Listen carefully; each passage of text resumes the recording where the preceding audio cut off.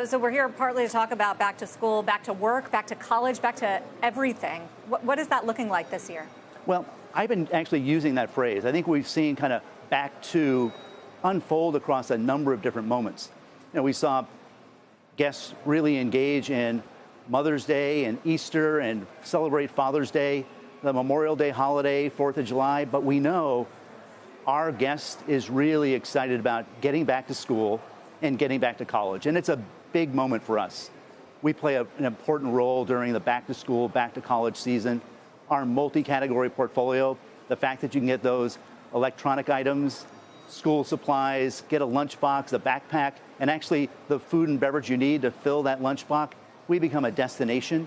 So we're seeing a consumer and a guest that's really excited about their kids going back to school. And for college students, particularly those that weren't on campus last year, they're really excited to be going back to campus. Well, consumer spending has also been very strong. Consumer balance sheets are in good shape. How do you characterize the environment right now? I think it's a very healthy consumer environment. Obviously, stimulus has helped, but I also think there's just pent-up demand to get out and spend. We had a very strong year in 2020. Our top line grew by over $15 billion. We added $9 billion of market share. We saw a very strong start to the year with our comps over 20%, driven by stores. Our store comps grew by 18% in the first quarter. And I think it's just a sign of an American consumer and a target guest that wants to get out, and they're getting out to stores and they're shopping all of our categories. So I think it's a very strong consumer environment right now. You said 3 years ago it was the best consumer environment you've seen in your career. Are you caring to revise that now? Well, I think this is a very unique environment. And I think coming out of the pandemic, obviously Americans have been at home for so many months.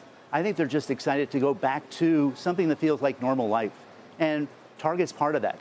And they shopped our stores during the pandemic. I think we built tremendous trust because of our focus on safety and the work that our teams did throughout the pandemic. And we're just seeing that play out as we move into 2021. What do you see beyond that? What when the stimulus wears off? Well, I still see a very healthy consumer environment. And, we watch it every day. I don't have any magic crystal ball as we look around corners. But certainly, sir, as I think about the balance of this year, I think we're going to see a very strong consumer environment. I'm expecting, again, a strong back to school and back to college season. But I think Americans are going to celebrate Halloween. I think they're already looking forward to being with family and friends during Thanksgiving. And we would expect a big gifting environment come Christmas. It doesn't sound like you're too concerned about the Delta variant, which is surging in many parts of this country. Are you seeing an impact? We think about this almost every day. I've had a task force that's actually been in place going all the way back to January 2020.